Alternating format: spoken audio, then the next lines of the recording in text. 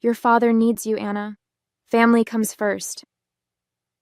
Those words from my dad echoed in my head as I stared at my resignation letter. After 8 years building my nursing career in Boston, I was giving it all up because of a guilt-laden phone call from back home in Minnesota. My name is Anna, and at 33, I thought I'd finally found my place in life.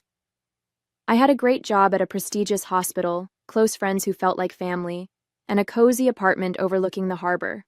Then came the call that changed everything. Deborah's health is declining, my dad had said, his voice heavy with practiced concern. Your brothers are too busy with their own families, and you're the only one with medical training. You understand what we're dealing with, Anna. We need you here. I remembered how my hands had trembled as I listened to him outline all the reasons I needed to come home. How Deborah, my stepmother of 15 years, couldn't manage the house anymore. How they needed someone with medical knowledge to coordinate her care.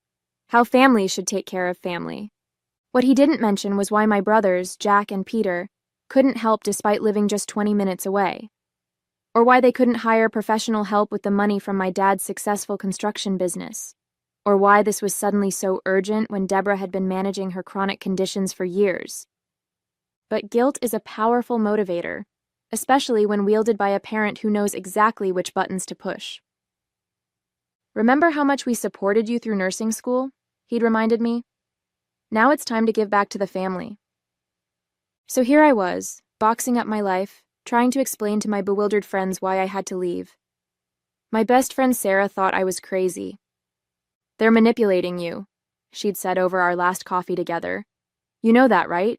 They've got 2 sons right there in town, but they're guilt-tripping you into giving up your whole life. Deep down, I knew she was right.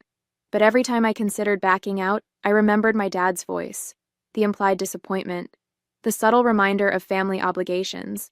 The hospital had been understanding but disappointed. We'll miss you in the ICU, my supervisor had said. Not many nurses have your skills with difficult cases. I folded the resignation letter and slipped it into an envelope.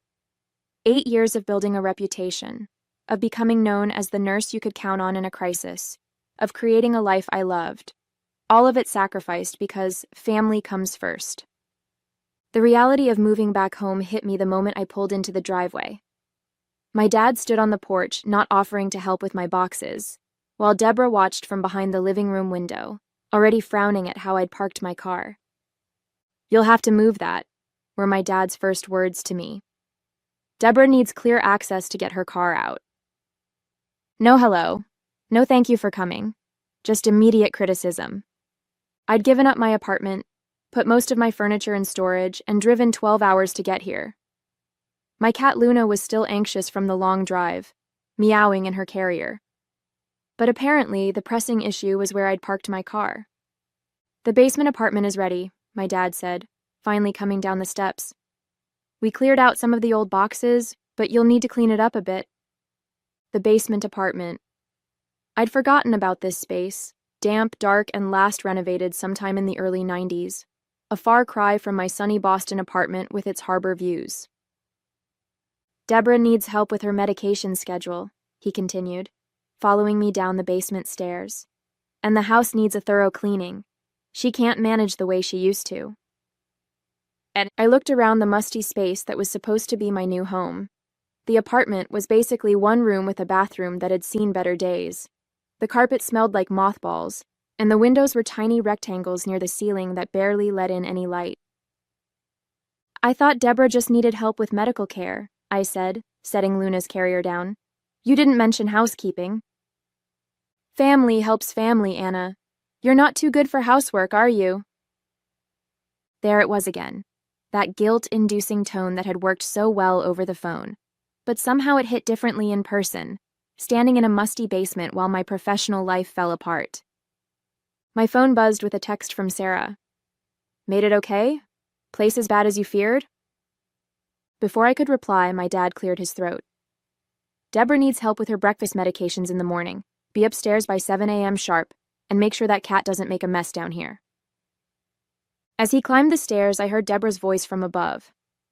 Frank, tell her she needs to vacuum down there before she brings in any more boxes. I can hear her feet crunching on dirt from up here. I looked at Luna, who stared back with her usual unimpressed expression. What have we gotten ourselves into, girl? The first week set the tone for everything that followed. Each morning started with Deborah's medication schedule, but that was just the beginning. Suddenly, I was responsible for cleaning the entire house, grocery shopping, cooking meals, doing laundry, and maintaining the yard, all while being told I wasn't doing any of it correctly. That's not how you fold towels, Deborah would say, hovering over my shoulder. And you're using too much detergent. No wonder you're still single if you can't manage basic housework. My nursing skills, the ones they'd supposedly desperately needed, were barely utilized. Deborah's declining health mainly seemed to mean she didn't want to do housework anymore. She had no problem driving to her weekly bridge club or spending hours at the mall. My dad remained conspicuously absent during the day, working long hours at his construction business. But he was quick to side with Deborah whenever I raised concerns. Your stepmom has high standards, he'd say. Is it so wrong to want things done properly? Maybe if you were more attentive to details in your own life, you'd have settled down by now. The digs about my single status were constant, as if my successful nursing career meant nothing without a husband. Meanwhile, my brothers lived their lives undisturbed. Jack stopped by once, took one look at me cleaning windows, and made a hasty excuse about getting back to his family. At least some of us have real responsibilities, Deborah commented after he left. I tried calling Peter, hoping for some support, but he just laughed. Better you than me, sis. You know how Deborah gets. Yes, I did know. Like when she reorganized my basement apartment while I was out getting her prescriptions, claiming my clutter was affecting her anxiety. Or when she threw away my favorite coffee mug because it didn't match her kitchen aesthetic. Sarah kept telling me to leave. You're a highly qualified ICU nurse, she texted. Your old supervisor called asking if you'd reconsider. They haven't filled your position yet. But every time I thought about leaving, guilt held me back. Family comes first, the mantra I'd been raised with, even when family treated you like an unpaid servant. The breaking point came exactly 1 month after I moved in. I overheard Deborah on the phone with her sister while I was weeding her prized rose garden. Frank was so clever, she was saying. Getting Anna to come back by exaggerating my health issues. Now we have a free housekeeper who can't complain because she's family. Though honestly, she's not very good at it. Some people just don't understand proper housekeeping. My hands trembled as I pulled weeds from Deborah's precious rose garden, her words echoing in my head. Free housekeeper, exaggerating health issues. They'd manipulated me into giving up my entire life, not because they needed medical help, but because they wanted an unpaid servant. That evening, while preparing their dinner, chicken had to be grilled exactly the way Deborah liked it. I started making notes on my phone. Every chore, every criticism, every dismissive comment. I recorded the hours spent cleaning versus any actual medical care Deborah needed. I even started checking her social media, tennis club photos, shopping sprees, bridge club meetings, some health crisis. The chicken's dry again, Deborah announced at dinner, pushing her plate away. Really, Anna, for someone who managed to earn a nursing degree, you'd think you could master basic cooking. I looked at my dad, waiting for him to defend me. Instead, he just passed Deborah the salt without looking up. And the roses aren't pruned properly, she continued. I saw you out there just hacking away. No technique at all. I spent 3 hours in that garden, I said quietly. Well, clearly not doing anything useful.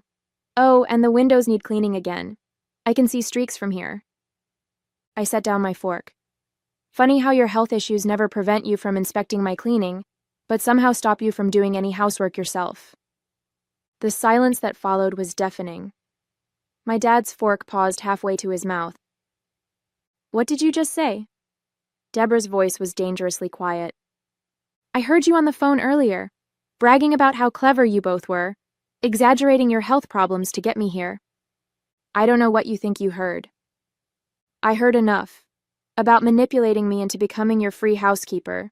About laughing at how easy it was to guilt me into giving up my career. My dad finally looked up. Now wait a minute. No, you wait a minute, I interrupted. I'm an ICU nurse. Did you really think I wouldn't notice that Deborah's declining health miraculously improves whenever there's shopping to do or tennis to play? I have good days and bad days, Deborah snapped. No, you have housework days and fun days, and somehow all the housework days land on me. My dad's face darkened. You're being disrespectful. And you're being manipulative. You lied to get me here, used my medical training against me, and turned me into an unpaid maid. After everything we've done for you, he started. What exactly have you done? Besides trick me into giving up my career and moving into a moldy basement? The basement apartment was a generous offer, my dad said, his face reddening. Most kids your age would be grateful for free housing. Free? I laughed. I work from dawn until night. I clean your entire house, cook your meals, maintain your yard. A full-time housekeeper would cost you thousands per month. Family helps family, he started, but I cut him off. Does it? Because Jack and Peter are family too, but they get to have their own lives, their own careers, their own homes. Why aren't they here helping? Your brothers have families. And I had a career, a life, a beautiful apartment overlooking the harbor, all of which I gave up because you lied about Deborah needing medical care. Deborah stood up, her chair scraping against the floor. I do need care, just because I have some good days. Good days? I pulled out my phone. Let's review your good days this week. Monday, tennis club. Tuesday, shopping at the mall for 4 hours. Wednesday, hosting bridge club. Thursday, lunch with friends. Friday, planning your cruise for next spring. Sounds like a real health crisis. My dad shifted uncomfortably. Now, Anna. Don't now Anna me. I spent 8 years building my career. 8 years becoming someone patients could rely on in their worst moments. And you used that against me. You used my compassion as a weapon. We needed help. No, you wanted help. There's a difference. You could have hired someone. You could have asked your sons. You could have made any number of reasonable arrangements. Instead, you manipulated your daughter into becoming your servant. That's not fair, Deborah protested. We gave you a place to stay. A moldy basement with a bathroom that barely works, while I clean your entire house and listen to constant criticism about how I can't do anything right. My hands were shaking as I pushed back from the table. The magnitude of their deception was finally hitting me full force. You know what the worst part is? I continued, my voice quivering. If you'd actually needed medical help, I would have found a way to support you without destroying my own life. I would have helped coordinate care, found resources, made arrangements, because that's what family really does. Where are you going? My dad demanded as I headed for the basement stairs. To pack my bags. I'm done being your free housekeeper. I threw clothes into my suitcase while they followed me downstairs, both talking at once. Luna watched from her perch on the dresser, tail twitching as the argument escalated. You can't just leave, my dad insisted. What about your obligations? My obligations? What about yours? Parents are supposed to want their children to succeed, not manipulate them into giving up their dreams. We never made you give up anything, Deborah interjected. You chose to come. Under false pretenses, because you lied about needing medical care. Lower your voice, my dad warned. This isn't how we raised you to behave. No, you raised me to be easily manipulated, to always put everyone else's needs before my own, to feel guilty for having a successful career instead of settling down to become someone's housekeeper. Luna jumped into her carrier without being prompted. Smart Cat knew we were leaving. If you walk out that door, Deborah threatened, don't expect to be welcomed back. I stopped packing and turned to face them both. That's your solution? More threats? More manipulation? We're your family, my dad tried again. No, you're people who took advantage of someone who cared enough to come when you called, who used my profession, my compassion against me. That's not family, that's exploitation. You're being dramatic, Deborah snapped. Frank, tell her she's being dramatic. But something in my words must have finally gotten through to him. He was looking at me differently, seeing me as an adult for maybe the first time. Perhaps we could discuss this calmly, he offered. Come up with a better arrangement. There is no arrangement. I'm going back to Boston, back to my career, back to people who actually respect me. Your old job probably isn't even available anymore, Deborah said smugly. Actually, it is. They've been holding my position, hoping I'd come back. My supervisor called last week. That wiped the smug look off her face. You've been planning this? No, I've been waiting for you to prove me wrong. To show me this wasn't just about getting free housekeeping. I kept hoping there was more to it. I zipped up my suitcase and grabbed Luna's carrier. The weight of their deception, their manipulation, their casual cruelty, it all seemed to lift as I headed for the stairs. You'll regret this, Deborah called after me. No, I replied, not looking back. I regret letting you manipulate me in the first place. I regret not seeing through your lies sooner. But leaving?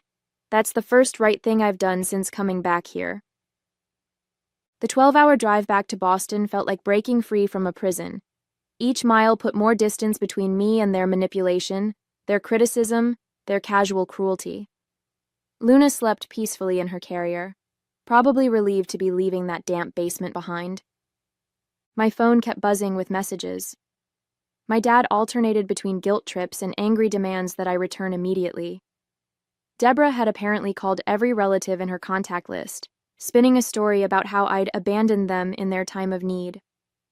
My brothers sent awkward texts asking me to reconsider, though notably neither of them offered to help in my place. But there were other messages, too. Sarah had already lined up viewings for 3 apartments near the hospital.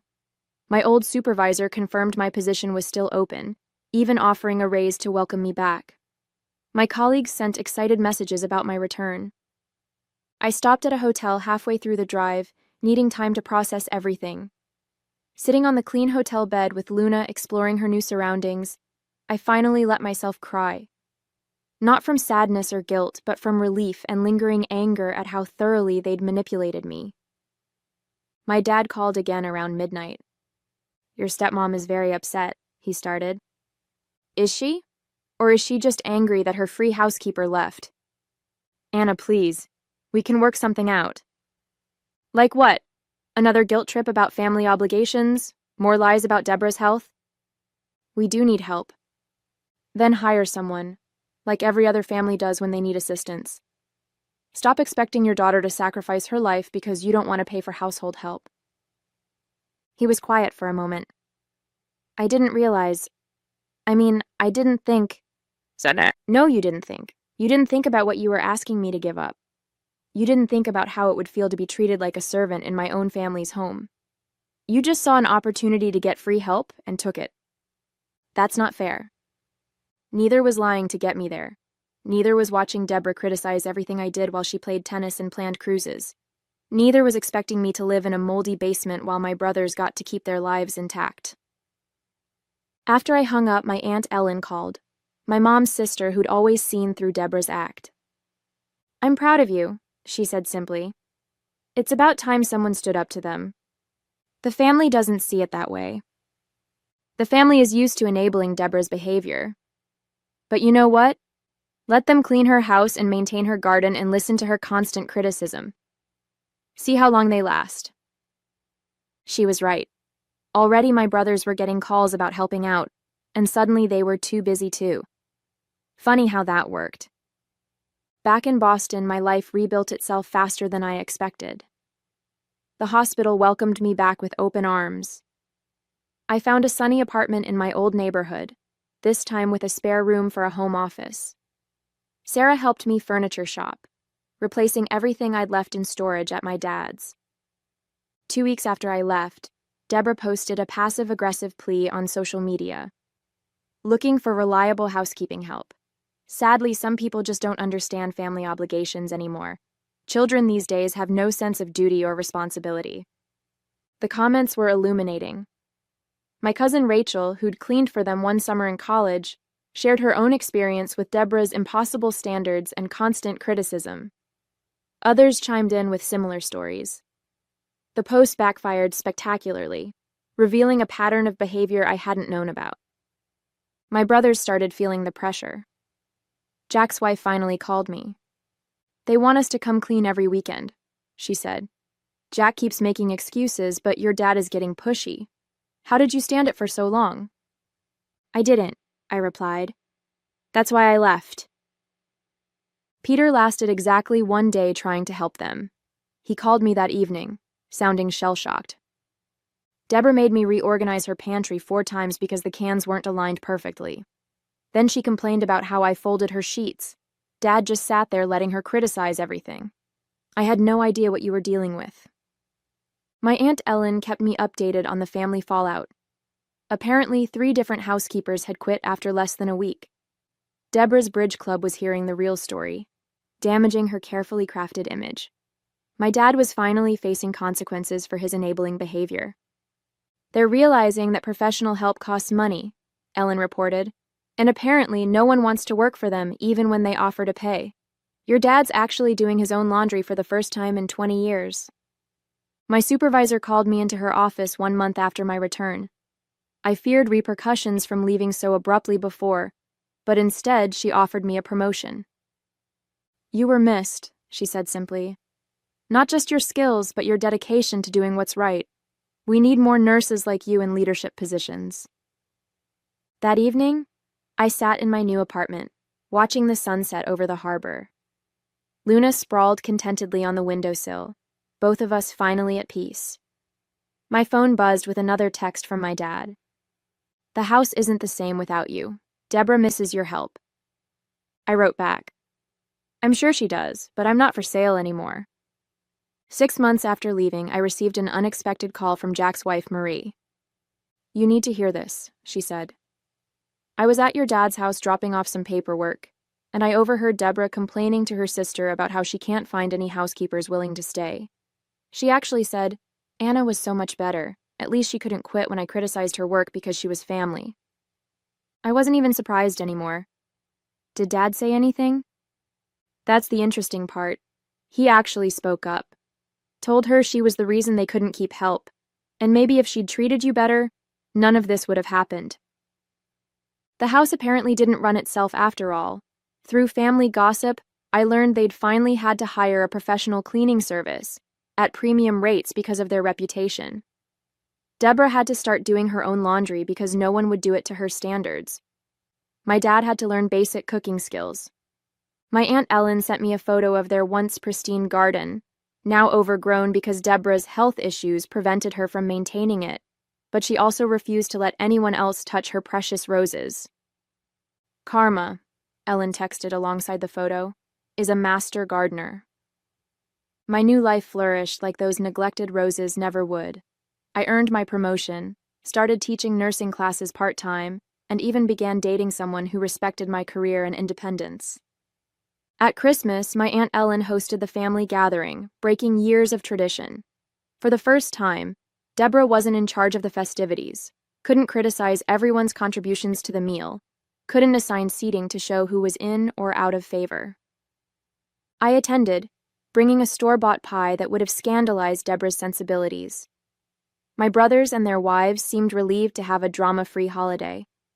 My dad came alone. Apparently, Deborah had refused to attend if she couldn't host. During a quiet moment, my dad pulled me aside. "I've been thinking about what happened," he said, looking older than I remembered.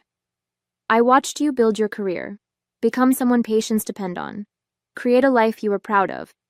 And instead of being proud too, I helped tear it down." "Why?" I asked. "Why did you let it happen?" He sighed. "It was easier to sacrifice your happiness than deal with Deborah's demands. I'm not proud of that." It wasn't quite an apology, but it was more acknowledgement than I'd ever expected.